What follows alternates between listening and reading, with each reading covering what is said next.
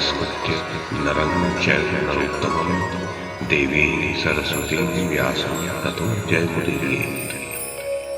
ओम नमो भगवते वासुदेवाय, ओम नमः पितामहाय, ओम नमः प्रजापतिभ्यः, ओम नमः कृष्णद्वैपायनाय, ओम नमः सर्वविघ्नविनायकेभ्यः।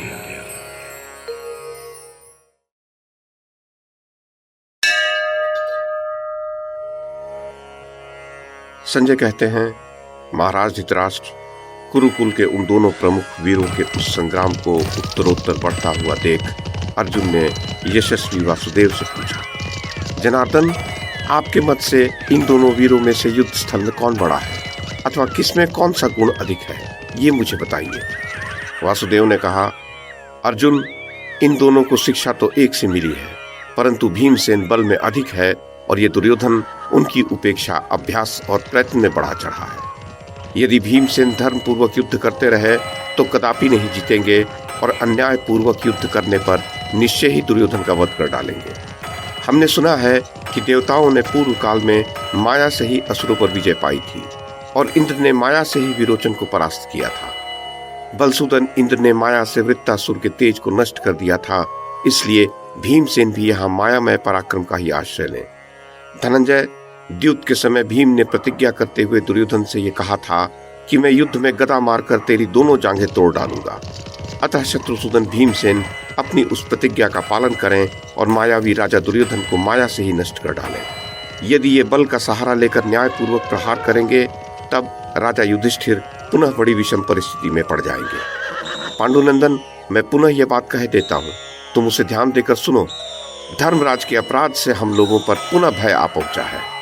महान प्रयास करके भीष्म आदि कौरवों को मारकर विजय एवं श्रेष्ठ यश की प्राप्ति की गई और वैर का पूरा प्रतिकार लिया गया। इस प्रकार जो विजय प्राप्त हुई उसे इन्होंने पुनः संशय में डाल दिया है। पांडुनंदन, एक की ही हार जीत से सबकी हार जीत की शर्त लगाकर जो इन्होंने इस भयंकर युद्ध को द्यूत का दाव बना डाला, ये धर्मराज की बड़ी भारी नासमझी है। दुर्योधन युद्ध की कला जानता है, वीर है और एक निश्चय पर डटा हुआ है। इस विषय में शुक्राचार्य का कहा हुआ ये एक प्राचीन श्लोक सुनने में आता है जो नीति शास्त्र के तात्विक अर्थ से भरा हुआ है। उसे सुना रहा हूँ, मेरे कहने से वो श्लोक सुनो। मरने से बचे हुए शत्रुगण यदि युद्ध में जान बचाने की इच्छा से भाग गए हों और पुनः युद्ध के लिए लौटने लगे हों तो उनसे डरते रहना चाहिए, क्योंकि वे एक निश्चय पर पहुंचे हुए होते हैं, अर्थात उस समय वे मृत्यु से भी नहीं डरते हैं। धनंजय, जो जीवन की आशा छोड़कर साहस पूर्वक युद्ध में कूद पड़े हों उनके सामने इंद्र भी नहीं ठहर सकते। इस दुर्योधन की सेना मारी गई थी, ये परास्त हो गया था और अब राज्य पाने से निराश हो वन में चला जाना चाहता था, इसलिए भागकर सरोवर में छिपा था। ऐसे हताश शत्रु को कौन बुद्धिमान पुरुष समरांगण में द्वंद्व युद्ध के लिए आमंत्रित करेगा? कहीं ऐसा न हो कि हमारे जीते हुए राज्य को दुर्योधन पुनः हड़प ले। उसने 13 वर्षों तक गदा द्वारा युद्ध करने का निरंतर श्रम एवं अभ्यास किया है। देखो, वो भीमसेन के वध की इच्छा से इधर उधर और ऊपर की ओर विचर रहा है। यदि महाबाहु भीमसेन इसे अन्याय पूर्वक नहीं मारेंगे तो ये धृतराष्ट्र का पुत्र दुर्योधन ही आपका तथा समस्त कुरुकुल का राजा बनेगा। नृपश्रेष्ठ, महात्मा भगवान केशव का यह वचन सुनकर अर्जुन ने भीमसेन के देखते हुए अपनी बाईं जांघ को ठोका। इससे संकेत पाकर भीमसेन रणभूमि में गदा द्वारा यमक तथा अन्य प्रकार के विचित्र मंडल दिखाते हुए विचरने लगे। राजन, पांडुपुत्र भीमसेन आपके पुत्र को मोहित करते हुए से दक्षिण, वाम और गोमूत्रक मंडल से विचरने लगा। उसी प्रकार गदा युद्ध की प्रणाली का विशेषज्ञ आपका पुत्र भी भीमसेन के वध की इच्छा से शीघ्रता पूर्वक विचित्र पैतरे देता हुआ विचरने लगा। वैर का अंत कर देने की इच्छा वाले वे दोनों वीर रणभूमि में चंदन और अगरू से चर्चित भयंकर गदाएं घुमाते हुए कुपित काल के समान प्रतीत हो रहे थे। जैसे दो गरुड़ किसी सर्प के मांस को पाने की इच्छा से परस्पर लड़ रहे हों, उसी प्रकार एक दूसरे के वध की इच्छा वाले वे दोनों पुरुष प्रवर प्रमुख वीर भीमसेन और दुर्योधन आपस में जूझ रहे थे। विचित्र मंडलों से विचरते हुए राजा दुर्योधन और भीमसेन की गदाओं के टकराने से वहां अग्नि की लपटें प्रकट हो रही थी। राजन, जैसे वायु से विक्षुब्ध हुए दो समुद्र एक दूसरे से टकरा रहे हों अथवा दो मतवाले गज परस्पर चोट कर रहे हों, उसी प्रकार वहां एक दूसरे पर समान रूप से प्रहार करने वाले दोनों बलवान वीरों के परस्पर चोट करने पर गदाओं के टकराने की ध्वनि वज्र की कड़क के समान प्रतीत हो रही थी। उस समय उस अत्यंत भयंकर घमासान युद्ध में शत्रुओं का दमन करने वाले वे दोनों वीर परस्पर युद्ध करते हुए बहुत थक गए। शत्रु को संताप देने वाले नरेश तब दोनों 2 घड़ी तक विश्राम करके पुनः विशाल गदाएं हाथ में लेकर क्रोधपूर्वक एक दूसरे पर प्रहार करने लगे। राजेंद्र गदा की चोट से एक दूसरे को आहत करते हुए उन दोनों में घोर युद्ध हो रहा था। वृषभ के समान विशाल नेत्रों वाले वे दोनों वेगशील वीर समरांगण में परस्पर धावा करके कीचड़ में खड़े हुए 2 भैंसों के समान एक दूसरे पर चोट कर रहे थे। उन दोनों के सारे अंग गदा के प्रहार से जर्जर हो गए थे और दोनों ही रक्त से लथपथ हो गए थे।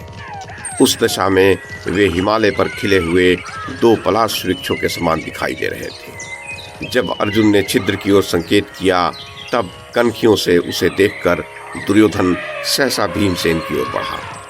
रणभूमि में उसे निकट आया देख बुद्धिमान एवं बलवान भीम ने उस पर बड़े वेग से गदा चलाई। प्रजानाथ, उन्हें गदा चलाते देख आपका पुत्र सहसा उस स्थान से हट गया और वो गदा व्यर्थ होकर पृथ्वी पर गिर पड़ी। कुरुश्रेष्ठ, उस प्रहार से अपने को बचाकर आपके पुत्र ने भीमसेन पर बड़े वेग से गदा द्वारा आघात किया। उसकी चोट से अमित तेजस्वी भीम के शरीर से रक्त की धारा बह चली। साथ ही उस प्रहार के गहरे आघात से उन्हें मूर्छा सी आ गई। उस समय दुर्योधन ये न जान सका कि रणभूमि में पांडुपुत्र भीमसेन अधिक पीड़ित हो गए हैं। यद्यपि उनके शरीर में अत्यंत वेदना हो रही थी, तब भी भीमसेन उसे संभाले रखे। उसने यही समझा कि रण क्षेत्र में भीमसेन अब मुझ पर प्रहार करने के लिए खड़े हैं, अतः बचने की चेष्टा में संलग्न होकर आपके पुत्र ने पुनः उन पर प्रहार नहीं किया। राजन, तदनंतर 2 घड़ी विश्राम कर प्रतापी भीमसेन ने निकट आए हुए दुर्योधन पर बड़े वेग से आक्रमण किया। भरतश्रेष्ठ, अमित तेजस्वी भीम को रोषपूर्वक धावा करते देख आपके पुत्र ने उनके उस प्रहार को व्यर्थ कर देने की इच्छा की। राजन, भीमसेन को छलने के लिए आपके महामनस्वी पुत्र ने पहले वहां स्थिरतापूर्वक खड़े रहने का विचार करके फिर उछलकर दूर हट जाने की इच्छा की।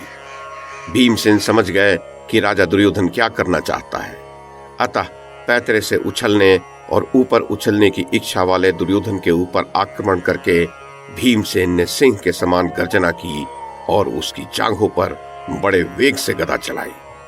भयंकर कर्म करने वाले भीमसेन के द्वारा चलाई गई हुई वह गदा वज्रपात के समान गिरी और दुर्योधन की सुंदर दिखाई देने वाली जांघों को उसने तोड़ दिया।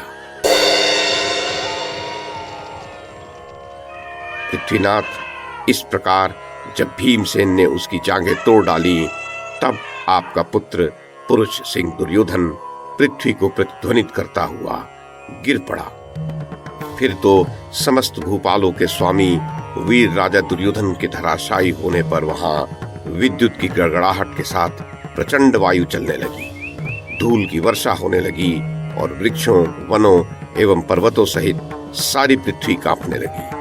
पृथ्वीपति दुर्योधन के गिर जाने पर आकाश से पुनः महान शब्द और विद्युत की कड़क के साथ प्रज्वलित भयंकर एवं विशाल उल्का भूमि पर गिरी। भरतनंदन, आपके पुत्र के धराशायी हो जाने पर इंद्र ने वहां रक्त और धूल की वर्षा की। भरतश्रेष्ठ, उस समय आकाश में यक्षों, राक्षसों तथा पिशाचों का महान कोलाहल सुनाई देने लगा। उस घोर शब्द के साथ बहुत से पशुओं और पक्षियों के भयानक स्वर भी संपूर्ण दिशाओं में गूंज उठे। वहां जो अश्व, गज और मनुष्य शेष रह गए थे, वे सभी आपके पुत्र के मारे जाने पर महान कोलाहल करने लगे। राजन, जब आपका पुत्र मार गिराया गया, उस समय इस भूतल पर भेरी, शंखों और मृदंगों का गंभीर घोष होने लगा। नरेश्वर, वहां संपूर्ण दिशाओं में नाचते हुए अनेक पैर और अनेक बाह वाले घोर एवं भयंकर कबंध व्याप्त हो रहे थे। राजन, आपके पुत्र के धराशायी हो जाने पर वहां अस्त्र शस्त्र और ध्वजा वाले सभी वीर कांपने लगे। नृपश्रेष्ठ सरोवरों और कूपों में रक्त का उफान आने लगा और महान वेगशालिनी नदियां उल्टी अपनी उद्गम की ओर बहने लगी। राजन, आपके पुत्र दुर्योधन के धराशायी होने पर स्त्रियों में पुरुषत्व और पुरुषों में स्त्रीत्व के सूचक लक्षण प्रकट होने लगे। भरत श्रेष्ठ उन अद्भुत उत्पातों को देखकर पांडवों सहित समस्त पांचाल मन ही मन अत्यंत उद्विग्न हो उठे। भारत तदनंतर देवता, गंधर्व और अप्सराओं के समूह आपके दोनों पुत्रों के अद्भुत युद्ध की चर्चा करते हुए अपने अभिष्ट स्थान को चले गए। महाराज धृतराष्ट्र उसी प्रकार सिद्ध, वातिक और चारण उन दोनों पुरुष सिंहों की प्रशंसा करते हुए जैसे आए थे वैसे ही चले गए।